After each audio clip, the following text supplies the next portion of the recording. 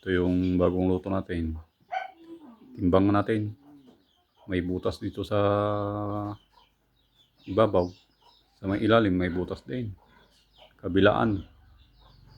Timbang. Bang! Nga ba? 10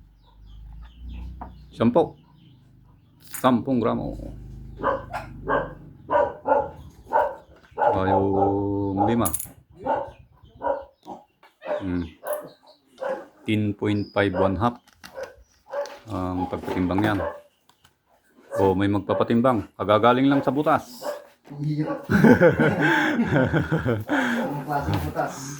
Kagagaling sa butas. So isunod natin yung sa kanila.